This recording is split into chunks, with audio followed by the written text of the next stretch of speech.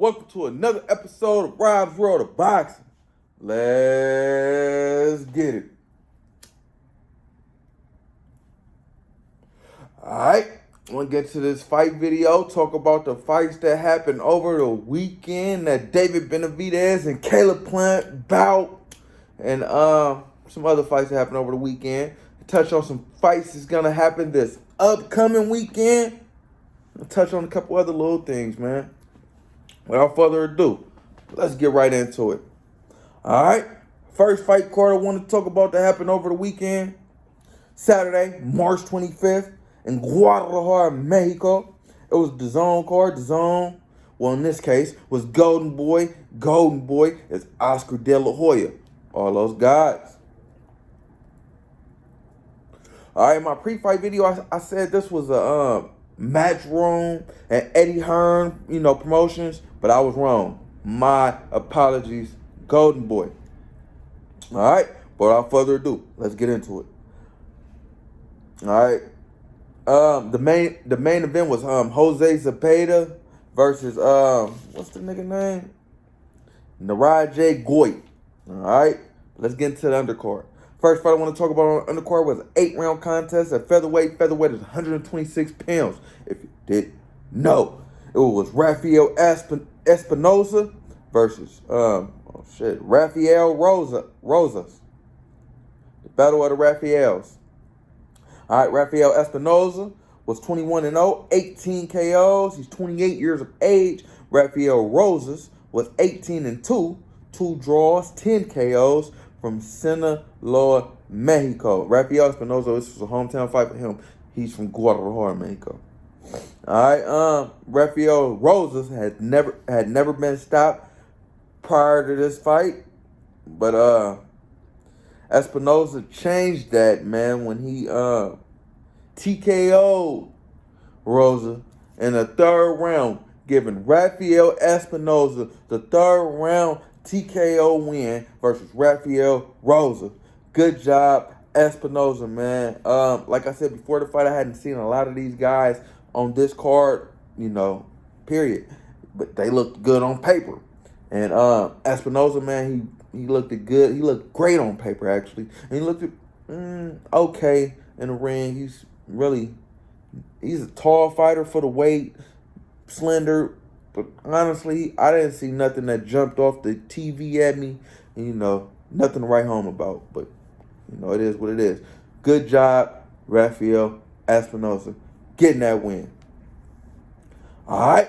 Next fight I want to talk about on that card. It was an 8-round contest at light heavyweight. Light heavyweight is 175 pounds. If you didn't know, it was Aaron Silva versus Jaime Lopez. Aaron Silva was 11-0. 8 KOs. Jaime Lopez was 10-8, 4 KOs.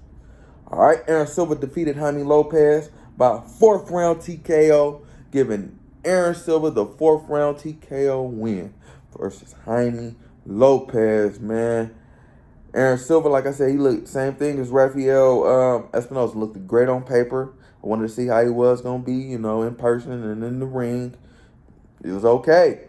Again, nothing to write home about, so. Yeah. All right. Next fight I want to talk about, it was Carlos Ocampo versus Mauricio Gutierrez. And I didn't get it was a 10-round contest. I didn't get the class it was at. I forget.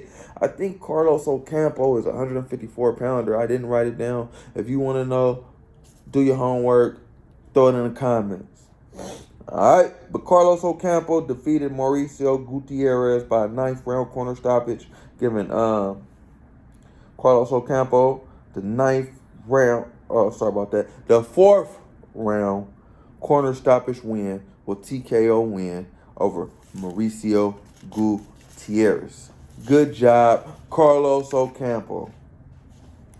All right, next fight I want to talk about was Jose Zepeda versus Naraj Goit. Jose Zepeda was 35-3, 27 KOs, 2 no contests. Naraj Goit was 17-3, 2 draws, 7 KOs. Yeah.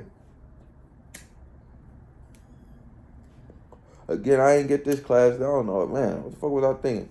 I think Zepeda's at 140 pounds, if I'm not mistaken. 12-round contest, 140 pounds, 140 pounds, a junior lightweight, junior welterweight, if you didn't know. All right, don't quote me on that. Again, look it up, throw it in the comments. I was slipping on these last couple fights. All right, but it was a clean sweep for Zepeda, costing to a unanimous decision win versus Miraj Goit. One judge had it, all three judges had it 100-90. A clean sweep, as I said. I don't know what the fuck I was talking about. For Jose Zepeda over Miraj Goit. Good job, Jose Zepeda, getting that win. All right.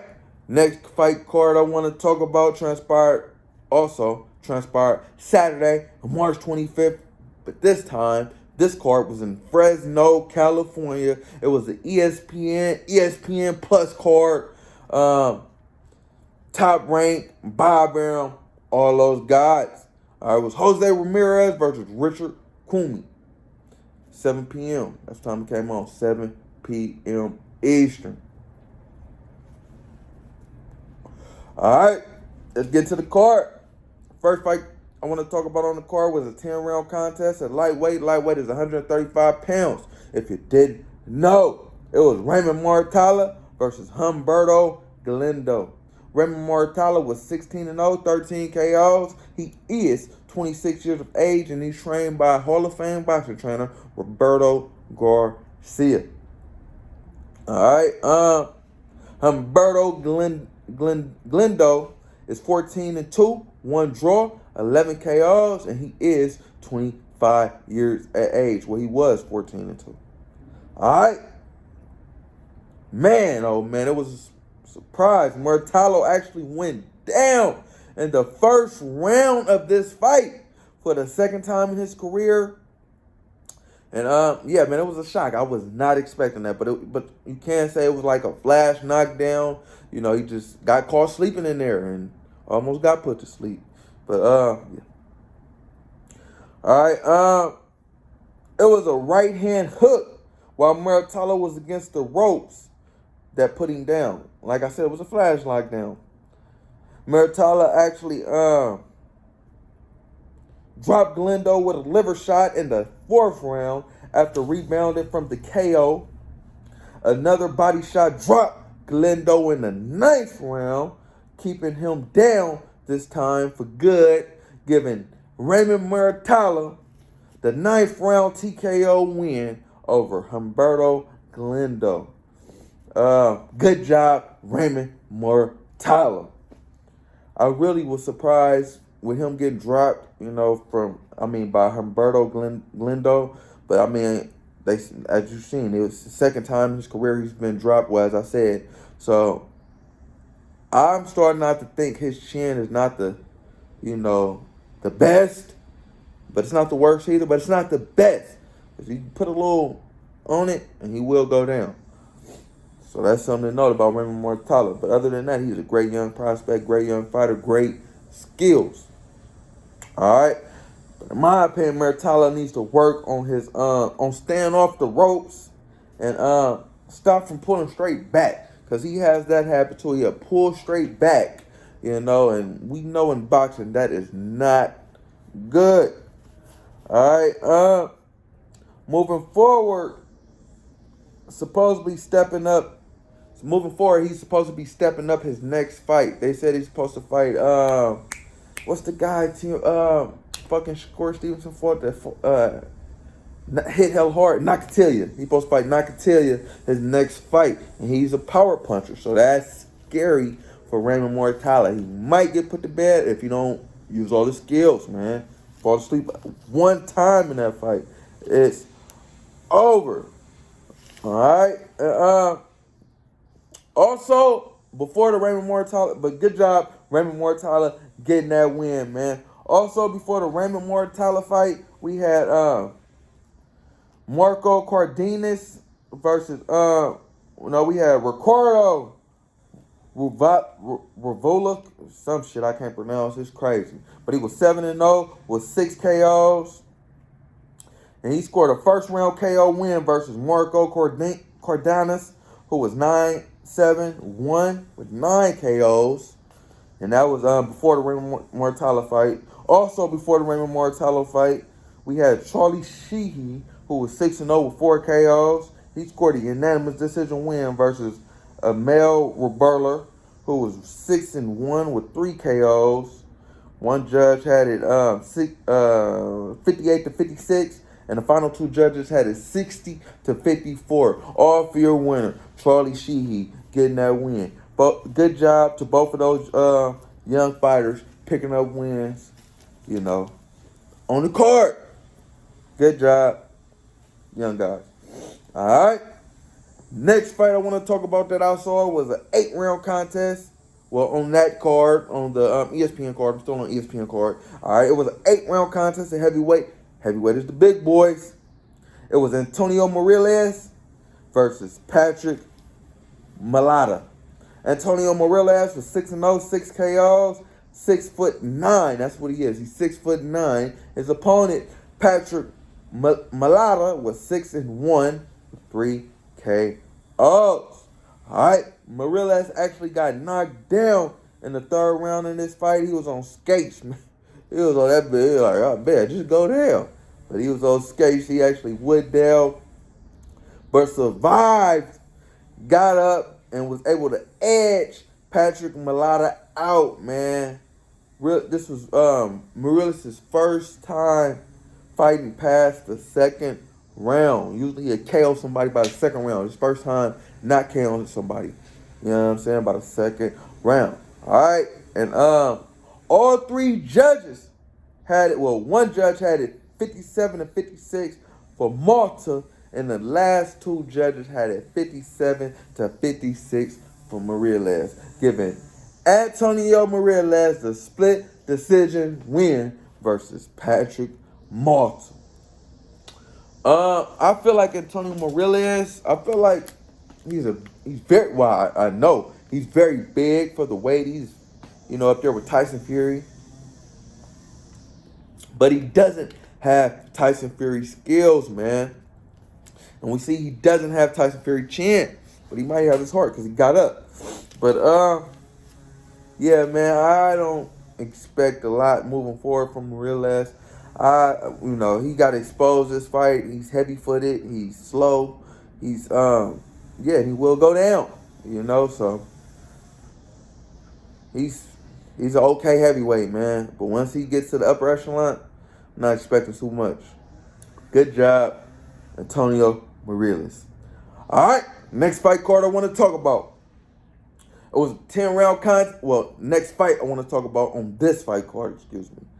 All right, it was a 10-round contest of strawweight. Strawweight is 105 pounds. If it did, no. It was Senicia Estrada versus Tina Rippershire. Tiny Tina. All right, Senicia Estrada was 23-0, 9 KOs from East LA, and Tina Rippershire was 12-0, 1 draw, 3 KOs from Germany.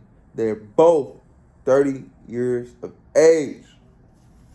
All right, Senicia Estrada basically toyed with Tiny Tina the whole night en route to a unanimous decision win for Estrada, making her the WBA and WBC strawweight champ.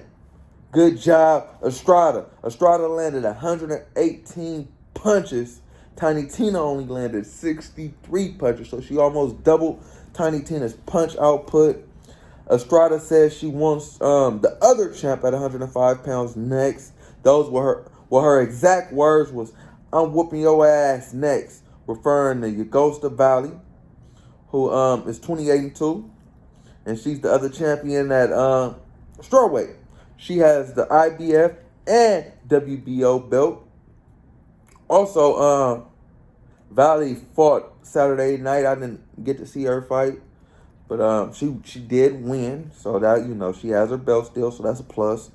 And also, Valley lost. I repeat, she lost to Tiny Tina in 2018. So if that's an indication of how Senicia Estrada did Tiny Tina last, over the weekend, how she's gonna do Valley, but I'm looking to see that. I'm looking forward to seeing that fight. I'm looking forward to seeing Estrada become undisputed champion at the weight, man, and move up and probably do the same thing, man. So yeah, hopefully she gets to get Valley, and we get to see that fight, man. But nonetheless, good job, Senicia Estrada, getting that win. All right, next fight I want to talk about on the card was the main event. It was a 12-round contest, 140 pounds. 140 pounds is junior welterweight, if you didn't know. It was Richard Cooney versus Jose Ramirez. Richard Cooney was 30-4, 1 draw, 27 KOs. Jose Ramirez was 27-1, 17 KOs. All right, it was a slugfest, man. Back and forth contest with Jose Ramirez getting the better of the exchanges, in my opinion, most of the time. And in the 11th round, he found an uppercut and a temple shot, and nearly put Comey away, man. Basically did put Comey away. Comey got up, but he wasn't there at all.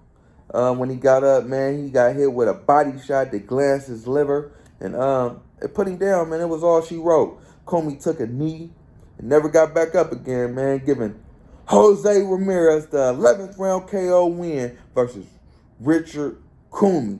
Good job, Jose Ramirez. All right, Jose Ramirez, he's nice, man. He's very nice. He's a technical fighter. He's only had one loss in his career versus Josh Taylor. But like I said, he needs a challenge, man. He needs an ex-champ now, or he needs a big name. And he needs to get out of Fresno. For real, man. Yeah, man. He said that it's the money that stopped him from facing. Sorry, I said he needs an ex-champ. He needs a champ. Sorry about that. He needs a champ, and he needs to get out of Fresno. Yeah, he said it was the money that was holding up the him and Rougarou Prograis fight. But man, sometimes you got to take an L to take future W's, man. And that might be the case in this scenario, man. You might have to take less than your, what you normally get paid to get that Rougarou fight, man, and get out of Fresno, man, and just put some interest back on Jose Ramirez. Because I ain't gonna lie, I'm a big boxing fan. But when I see Jose Ramirez, I didn't really watch this fight too. Man, I was watching it, but I really wasn't too intent, man. I don't want to see Jose Ramirez in Fresno. I was watching the David Benavidez and Caleb Plant fight. No lie. Glancing at this one. And if you don't want that to be the case, man, you want all eyes on you, get in there with another big name, man, and get out of Fresno. But nonetheless, good job, Jose Ramirez, getting that win. He did say he wants the Prograis fight to be next, just to, put some respect, just to be fair and put some respect on his name. But good job, Jose Ramirez. All right. Now let's get into the fight that we all, was there to see, all wanted to see Saturday night. To get to the fight, it's probably why y'all here looking at my motherfucking channel. You know what I'm talking about? Want to see me talk about. So without further ado, let's get into it. Well, let's get into the card. Not the fight yet. All right. Talk about the 10-round, David Benavidez versus Caleb Plant card.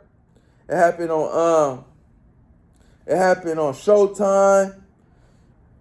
Premier Boxing Champion is Al Hammond, all those guys. It was also Saturday, March 25th. It was a pay-per-view card. All right, let's get into it. First fight I want to talk about on the card was a 10-round contest at lightweight. Lightweight is 135 pounds, if you didn't know. All right. It was Jose Valenzuela versus Chris Colbert. Jose Valenzuela was 12-1, 8 KOs. Chris Colbert was 16-1, 6 KOs. Jose Valenzuela was 23 years of age. Chris Colbert was 26. Well, he is 26 years of age. Chris Colbert's from Brooklyn, New York. And this was his first fight at 135 pounds. Jose Valenzuela is from Sinaloa, Mexico. All right, Chris Colbert got dropped with a left-hand hook the first 40 seconds into the fight, man. And boy, oh boy, did he get dropped. That nigga got hit hard as hell. he did that nigga did a pirouette after he got hit. I was like, God damn, that boy just did a whole 360 spin. All right, Valenzuela was hurting Colbert with every punch, man. Round 1. Shit. Round 2, Colbert got back to boxing, man. What makes him Chris Colbert, hitting and not getting hit. Yeah. So basically I gave Colbert round 2. Colbert doesn't have enough power, to be at 135 pounds, in my opinion, man. He can't keep him off of him. He can't keep those guys off of him. They don't respect his power, man. Colbert was getting his ass beat, man, in my opinion, man. His left eye was swole. He kept patting at it, looking like he wanted to quit, man. Colbert had a good 7th round, showed some heart and will. But honestly, he probably still lost the round, man. He was getting his ass beat. He was getting beat all over the ring. In my opinion, evidently, yeah. Colbert even got hurt in the final round, man. In the final exchange of the fight, he tried to show some heart, he heard a little clack, clack, clack, clack, 10 seconds, tried to go, get at him, and he got fired on, man, almost got knocked out.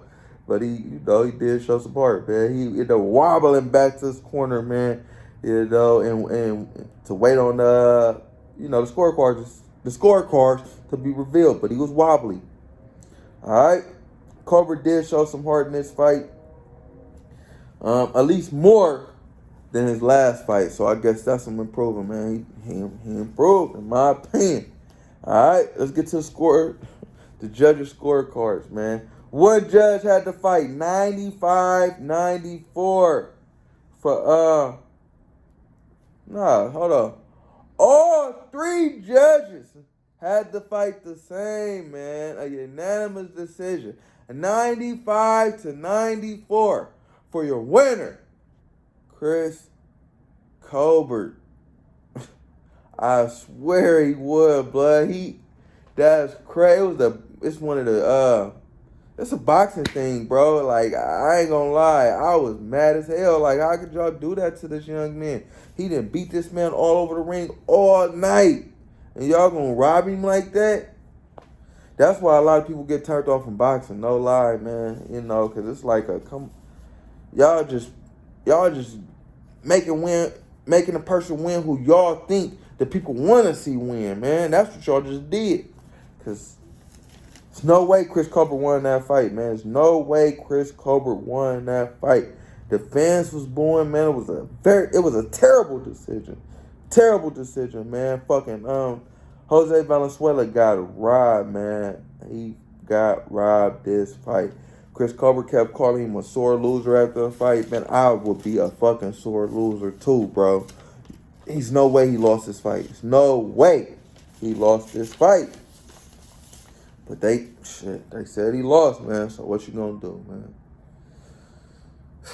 But nonetheless, good job, Jose Valenzuela, getting that win. Because you won in my book. Chris Colbert, you got a lot of fucking work to do, bro. But hey, it is what it is. All right, he said he's going back down to 130, and Jose is not getting a rematch after this fight because he was crying and whining. But like I said, I'll be whining too. Good job, Valenzuela. All right, next fight I want to talk about on the card was a 10-round contest at junior middleweight. Junior middleweight is 154 pounds. If you didn't know, it was Joey Spencer versus Jesus Ramos. Joey Spencer was 16-0, 10 KOs. Jesus Ramos was 19-0, 15 KOs. All right. This was the battle of the 22-year-olds. Both fighters was 22. Well, Joey Spencer had just turned 23, actually. Freaking up. It was like, who's going to go up and who's going to stay the same or go down? Freaking somebody had to go. It was 2 young fighters, man. Explosive young fighters. Good young fighters. Let's get into it. Spencer actually went down at the end of the first round, man. It was a left-hand hook that put him down. That boy Ramos, I was thinking in my head, like, this boy Ramos is a motherfucking beast. He's way bigger than Spence, man, in the ring, too. He was, like, towering over Spencer. Spencer, sorry about that. He was towering over Spencer in the ring. Ramos was picking Spencer apart, man. I was thinking in my head, like, what the fuck made me pick Joey Spencer? Because, he don't stand a chance. But, man, I ain't gonna lie, I really liked him. I just liked him as a person. That's what really made me pick him. But Ramos, man, he didn't like him as a person. He was beating the hell out that boy. Ramos, he wasn't, like I said, he wasn't playing with Joey Spencer. Spencer needed to keep his hands up, well, his left hand in particular, because he kept getting fired. He just kept it down. He just kept hitting that motherfucker. Hit, bow, bow, bow. Just kept hitting him in the same side of the cheek. I'm like, keep that hand up, Joey. But he wouldn't keep it up. And, yeah, man. Spencer corner stopped the fight, man. His dad threw the towel in, which was an amazing job from Jason Spencer, man, because it wasn't getting no better for Joey, and Joey was taking a beating. So, good job, man, Jason Spencer, saving your son. And a great job, Jesus Ramos, picking up that win, man, scoring a 7th round TKO win versus Joey Spencer, man, and advancing your career, tacking that O on Joey Spencer, man. Now you are the best the best 22-year-old, at PBC, bro. So, pretty sure they're going to get behind you. They're going to push you. And this is another player at 154 pounds, Jamel Charlo has all the belts, but he can get in there with a Sebastian Fundora. He can get in there with a Tim Tszyu. He can get in there with a Tony Harrison. He can get in there with a lot of fighters. So, Danny Garcia. So, I like Jesus Ramos' future, man. I like it. Good job, Jesus Ramos, getting that win. All right, next fight card I want to talk about was the main event. It was a 12-round contest, 168 pounds. 168 pounds is super middleweight. If you didn't know, like I said, it was the reason everybody came out. It was the reason I was watching. It probably is the reason you're tuning in to my video today. All right, it was David Benavidez versus Caleb Plant. David Benavidez was 26-0, 23 KOs. And Caleb Plant was 22-1, 13 KOs. This is his second fight with Stephen Breadman Adams. And David Benavidez is the motherfucking Mexican monster with abs. Alright, before the fight, man, they did not, I repeat, they did not touch gloves, man. Kenny Baylor tried to make him touch gloves. Caleb Plant wanted no parts. So Dan Baylor was pulled away too. Like, fuck it. Let's go. All right, so let's go, man. Caleb Plant jab was putting in work round 1. So I gave round 1 to Caleb Plant. Round 2, Caleb Plant was moving well around the ring, jabbing well. Just more boxing from Plant. So I gave round 2 to Caleb Plant. Round 3, beautiful boxing from Caleb Plant. So far, but Benavidez was applying effective pressure. I was thinking, will it catch up to Caleb Plant? But that round it didn't. So I gave round 3 to Plant as well. Round 4, another round for Plant.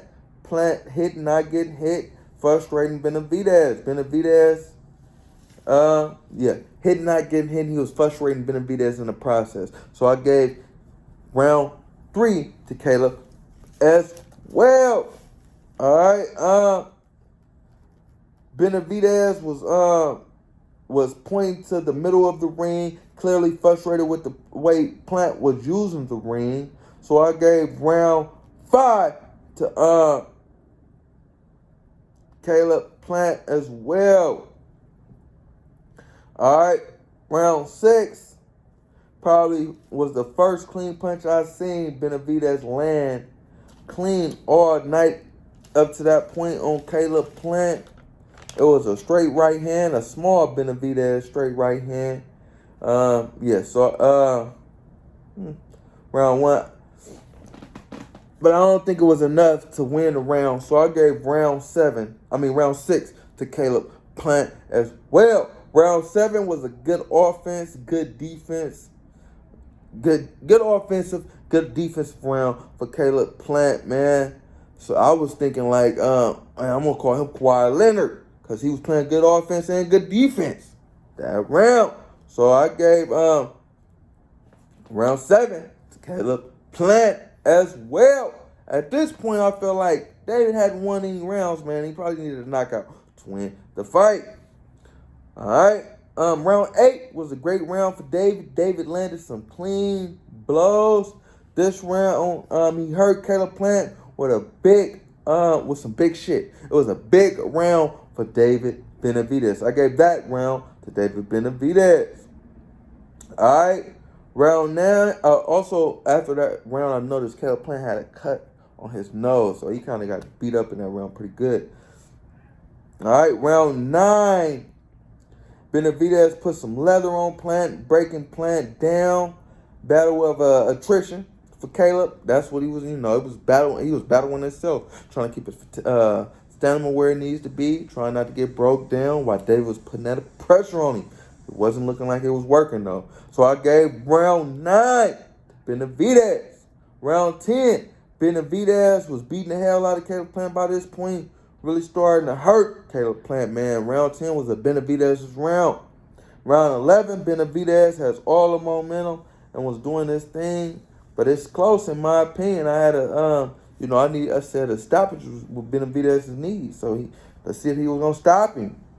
But he did. But I gave round 11 to Benavidez as well. Round 12, Benavidez was beating the hell out of Caleb Plant some more, man. But like I said, he didn't knock him out. It was an amazing fight, man. An amazing fight, man.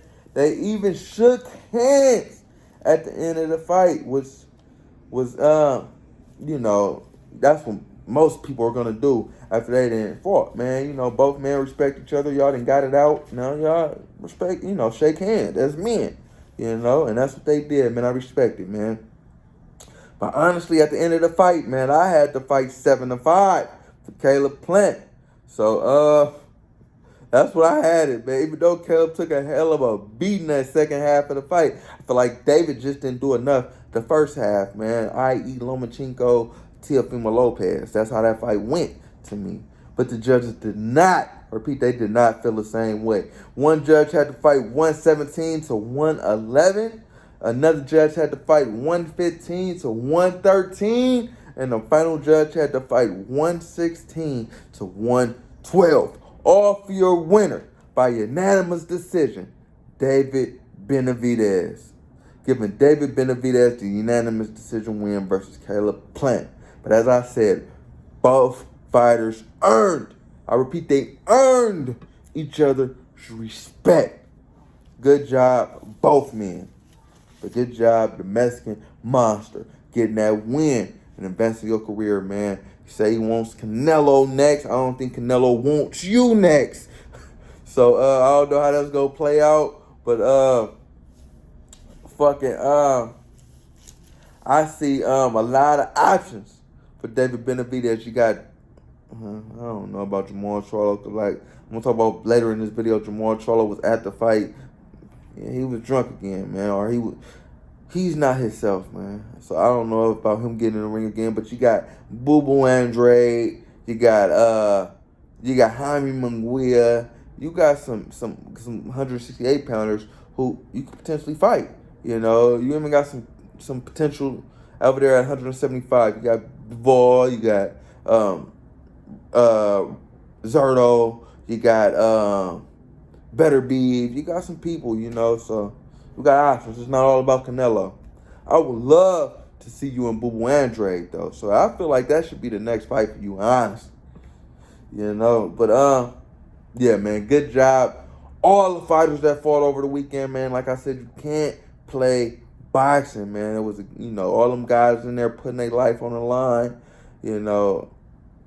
and they came out victorious because they came out with their lives, even if they didn't come out with the win. So good job, everybody who fought on the cards. It was an amazing weekend of boxing.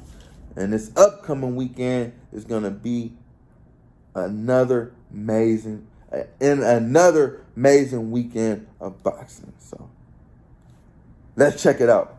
All right, this upcoming weekend, Saturday, April 1st in Tulsa, Oklahoma, ESPN Plus, Top Rank, Barbarian. All those guys are going to come on 7 p.m. Eastern Time. Let's get into it. It's 12 round. The main event is a 12-round fight at featherweight. Featherweight is 126 pounds, if you didn't know. It's for the vacant WBO featherweight belt. It's the belt Emmanuel Navarrete gave up when he moved up to 130. All right? It's Robeisy Ramirez versus Isaac Dogboe. Robeisy Ramirez is 11-1, 7 KOs, 29 years of age. He's an Olympic gold medalist. He's from Cuba. He's a southpaw. He beat Shakur Stevenson to earn that gold medal in the Olympics. He stands at 5'5" with a 68-inch reach. He's on a 3-fight KO streak. I was very impressed with his KO win versus Abraham Supernova when Supernova was 21-0. Yeah, he scored a 5th-round KO win versus Abraham Supernova June of 2022. Very impressed with that because Supernova was something to write home about. He's still something to write home about. He's a very good fighter. All right, let's get to his opponent, Isaac Dogboe. Isaac Dogboe is 24-2, 15 KOs, 28 years of age. He's an orthodox-style fighter. He stands at 5'4" with a 64-inch reach from Ghana. He's coming off a split decision win versus Joet Gonzalez when Joet Gonzalez was 25-2. And that fight transpired July of 2022. All right, quick prediction. I feel like Robeisy Ramirez is just on another level, man, and he's coming into his own after his long defeat at the weight he has coming to his own. And I just don't see, Isaac Dogboe having what it takes to stop him or defeat him, or make it an interesting fight. I feel like Robeisy Ramirez is going to make easy work of Isaac Dogboe. I'd say a 4th-round KO win for Robeisy Ramirez, becoming champ for the first time in his career, getting that win versus Isaac Dogboe. But let's see if I'm right. All right, next fight I want to talk about on the card. Hold on. All right, it's a 10-round contest at featherweight as well. Featherweight is 126 pounds, as I just stated. It's Joet Gonzalez versus Jose Enrique Vives. Joet Gonzalez is 25-3, 13 KOs, 29 years of age. He's orthodox-style fighter. Stands at 5'6" with a 70-inch reach. He's from Glendora, California. His last fight was a split decision loss. I repeat, a loss to Isaac Dogboe, as I just stated. Yeah, let's see if he has what it takes to redeem himself versus his opponent, Jose Enrique Vives. Jose Enrique Vives is 22-2, 11 KOs, 28 years of age, orthodox-style fighter. He stands at 5'7" with a 66.5-inch reach. He's from Mexico. His last fight was against Eduardo Baez, who was 20-2, 2 draws a couple fights ago. That caught me off guard when he lost that fight versus Baez. Thought he was going to win it, man. So that, that really caught me off guard. Baez was nothing to write home about. He's not very skilled, if you ask me. He's just a come forward, brawler. And I thought Vivas was going to use his skill to out-skill Baez, but he didn't. He lost it. So that wasn't his last fight. His last fight, he actually won versus Eddie Mercado, who was 19-7-6. So, yeah, he better have won that fight against that guy. All right, my prediction on this fight, I feel like Joet Gonzalez should get this win versus Vives. Joet Gonzalez has lost every time he step up in competition. Now he's stepping back down in competition where he seems to, excel. So I don't see this being any different. I feel like he's going to beat the hell out of, well, not beat the hell, he's going to beat Vives and, probably beat another fighter and then step up again and lose, which Joet Gonzalez does. But I really like Joet Gonzalez. He's a good fighter, but he just has encountered better fighters than him in his 3 losses. But I expect him to get this win, this fight. All right, let's get into the next fight on the card. It's 8-round contest at junior welterweight. Junior welterweight is 140 pounds. If it did, no. It's Tiger Johnson versus Alfonso Oliveira. Tiger Johnson is 7-0, 5 KOs, 29 years of age. He's an orthodox style fighter, stands at 5'11", with a 71-inch reach. He's from Cleveland, Ohio. He's a 2020 U.S. Olympian. He got eliminated in the quarterfinals to the eventual gold medalist. His last fight, he scored a 5th round TKO win versus Mike Ohan Jr., who was 16-1. Yeah, man, he's a nice looking young prospect, Tiger Johnson. Let's get to his opponent, Alfonso Oliveira. Alfonso Oliveira is 12-7, 3 KOs. 12-7, 3 draws, 4 KOs. He's orthodox style fighter. He stands at 5'11", with a 73-inch reach. He's from Mexico. He lost his last fight. It was a unanimous decision loss versus Quentin Randall, who was 8-0 with 1 draw, and that fight transpired April of 2022. I've never heard of this guy, Alfonso Oliveira, so let's see what he has to offer versus Tiger Johnson. I feel like Tiger Johnson should get the easy win over a guy I've never heard of with 7 losses, man. I'd say a 2nd round KO win for Tiger Johnson, keeping his win streak alive. All right, next fight I want to talk about on the card. 8-round contest of welterweight. Welterweight is 147 pounds. If it didn't know, it's Jahai Tucker versus Nicholas. Person name I'm not gonna try to pronounce. Hella vowels in that motherfucker. So yeah, it's crazy. All right, Jahai Tucker is 9-0, 5 KOs, 20 years of age. He's an orthodox style fighter, stands at 5'11" with a 68-inch reach. He's from Queens, New York. His last fight was a unanimous decision win versus Jose Sanchez, who was 11-2 with 1 draw at the time they clashed, September of 2022. And Jahai Tucker is a nice-looking young prospect as well. All right, let's get to his opponent, Nicholas. A name I'm not going to try to pronounce. All right, he's 8-1, 6 KOs, 29 years of age. He's an orthodox style fighter. He stands at 5'8" with a 70.5-inch reach. He's from Gory, Georgia, not, Atlanta, Georgia and all. I don't know where the hell this Georgia is at. Only loss came by unanimous decisions a couple fights back to a guy named Guido Scram, who was 11-0 with 1 draw. That fight transpired August of 2021. I've never heard of this guy either, honestly. I feel like Jahai Tucker should make easy work. Well, not easy work. On paper, he looks pretty good. He only has that 1 lone loss. So, yeah, that might be a pretty intriguing fight. I say a unanimous decision win for Jahai Tucker. Getting that win.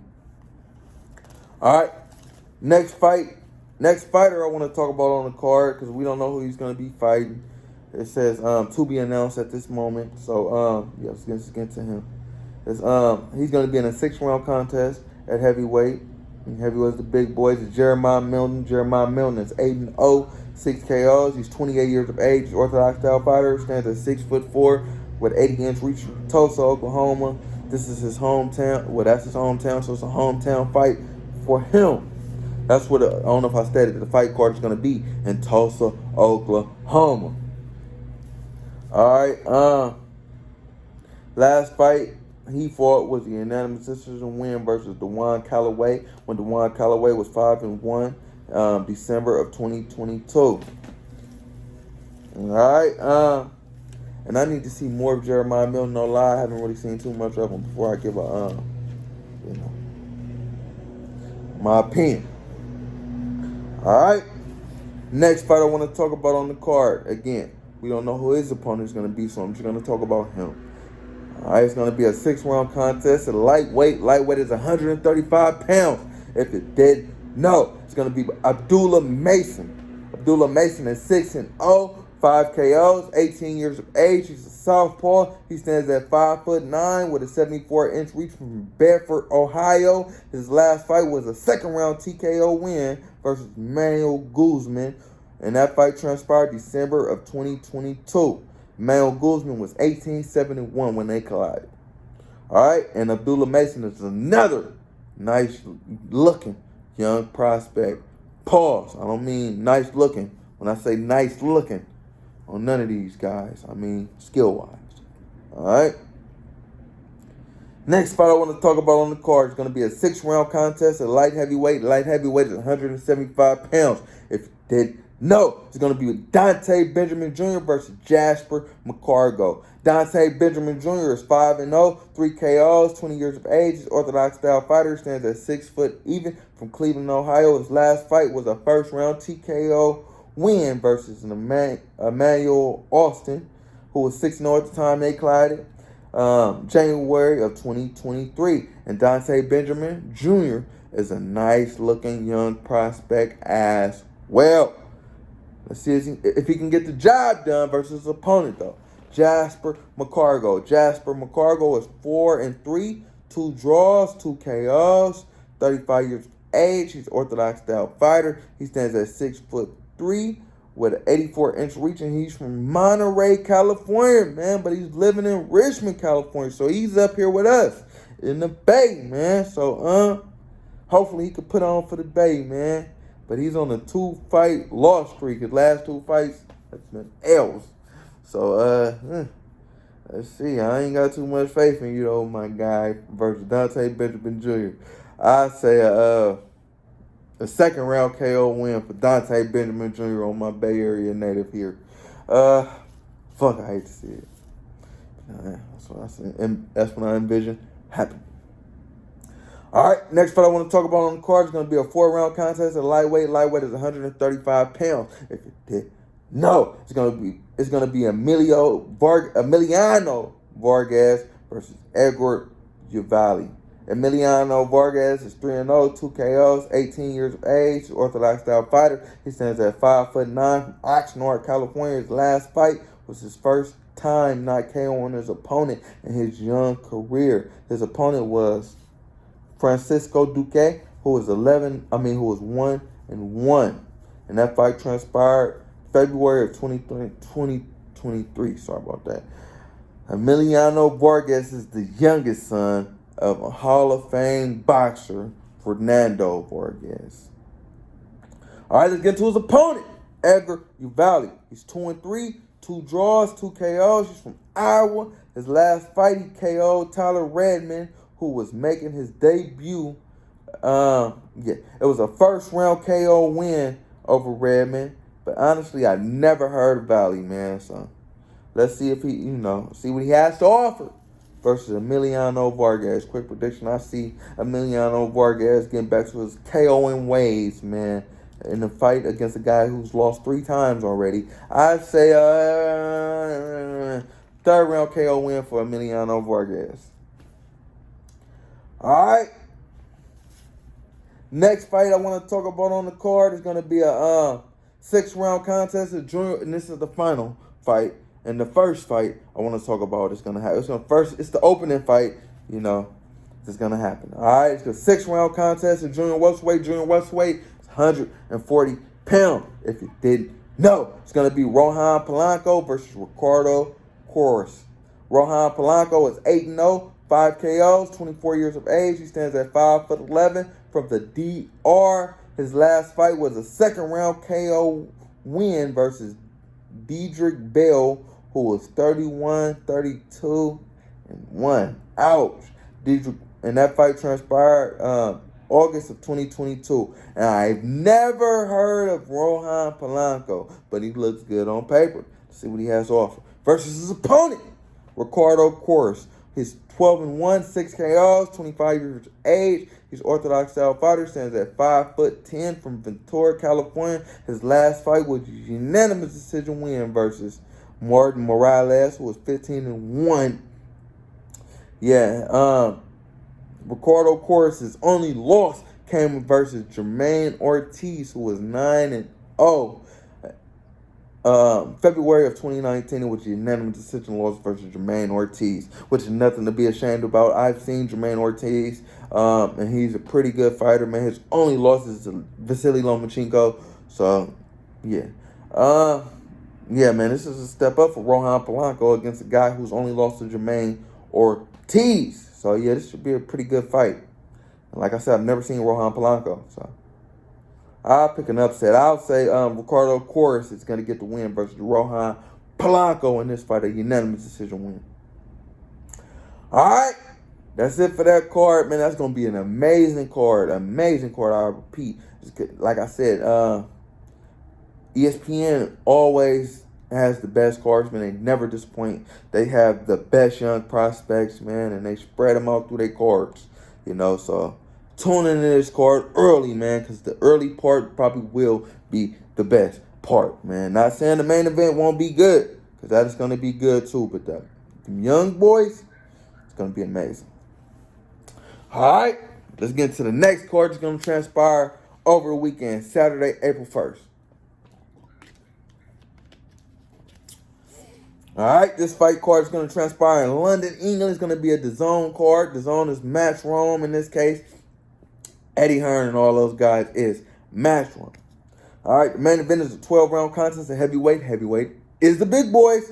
It's going to be Anthony Joshua versus Jermaine Franklin. Anthony Joshua is 24-3, 22 KOs. He's 33 years of age. He's Orthodox style fighter. He stands at 6'6", with an 82-inch reach from the UK, and he's coming off back-to-back losses versus Alexander Usyk.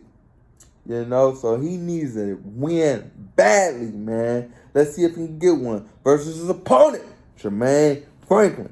He's 21-1, 14 KOs, 29 years of age, Orthodox style fighter, stands at 6'2", with a 77-inch reach from Saginaw, Michigan. His last fight was a majority decision loss versus Dillian White, who was 28-3 at the time they clashed, November of 2022. I feel he got robbed in that fight, man. He really won that fight against White, and the judges just robbed him. But evidently they're trying to give him a second chance to redeem himself versus another big name. I see quick prediction. I see Anthony Joshua getting back to his winning ways in this fight, man. I seen Jermaine Franklin versus Dillian White. He beat Dillian White. But, Dillian White got beat by Anthony Joshua, a couple times. So, he's better than Dillian White, So, I don't see Jermaine Franklin beating Anthony Joshua, man. He's kind of long, and if you use a jab and keep him on the outside, Anthony Joshua should be okay. I say a unanimous decision win for Anthony Joshua. Getting that win. Getting back to his winning ways. All right. And usually I don't go over DAZN undercards, man, because they always pretty poo, But I ain't gonna lie, in this case, it's not the case. This one looks pretty intriguing, man. It's full of undefeated fighters, man, and I don't know, but y'all know I love undefeated fighters, man. So let's see what they are, man. If they real or if they not. If they just paper fighters, man. We're going to get into it. All right. First fight I want to talk about on the card. It's going to be a 12-round contest in middleweight. Middleweight is 160 pounds. If you didn't know. It's going to be Matteo Signayi versus Felix Cash. Matteo Signayi is 32-6, 3 KOs. 32-6, 3 draws. 12 KOs. Sorry about that. He is 43 years of age, so he's up there in age. He's Orthodox style fighter. He stands at 5'10". He's from Italy. His last fight, he beat Anderson Prescott, who was 25-2 by 7th round TKO. After losing to Prescott, the fight before that, by technical decision, not sure why, honestly, but I've never heard of Matteo Signayi. All right, let's get into his opponent, Felix Cash. Felix Cash is 16-0, 10 KOs, 29 years of age. He's orthodox style fighter, stands at 6'1". He's from the UK. His last fight he won on points after he got cut over his left eye, and they went to the courts. It was versus Chris Neves, who was 9-2-2, and that fight transpired December of 2022. I honestly never heard of Felix Cash, but like I said, he looks good on paper as well. And he has that so he intrigued me, man. So, I had to talk about him. Quick prediction, I feel like he should get the win, man. He's an undefeated fighter going against a fighter who's lost 6 times. So, I'll say a ninth round KO win for Felix Cash.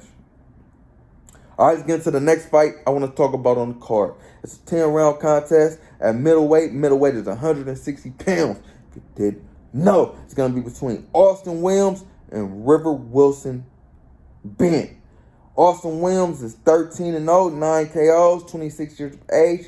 He stands at 6 foot even with a 78-inch reach from Milwaukee, Wisconsin. His last fight was a unanimous decision win versus Simon Messon, who was 43-0, and that fight, is that 43-0 or 13-0? I think it say 13-0. If he beat a nigga with 43-0, woo, and I ain't know him, that's crazy. Yeah, I think that say 13-0. He was 13-0, and that fight transpired December of 2022. Let's see if he can get a win versus his opponent, River Wilson Bent. River Wilson Bent is 14-2, 1 draw, 6 KOs. He's an orthodox style fighter. He's from the UK. His last fight was a win over an opponent who was 7-101. That's crazy. Daryl Short was his name.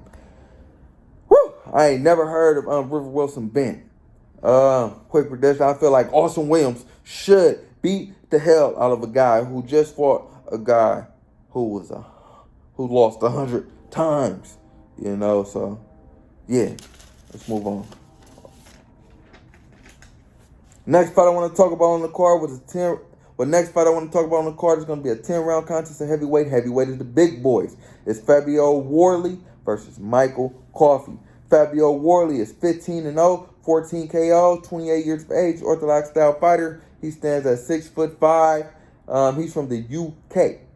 His last fight was a 3rd round TKO win versus Nathan Gorman. Gorman was 19-1, and that fight transpired November of 2022. As I stated, Fabio Worley is on a 14-fight KO streak.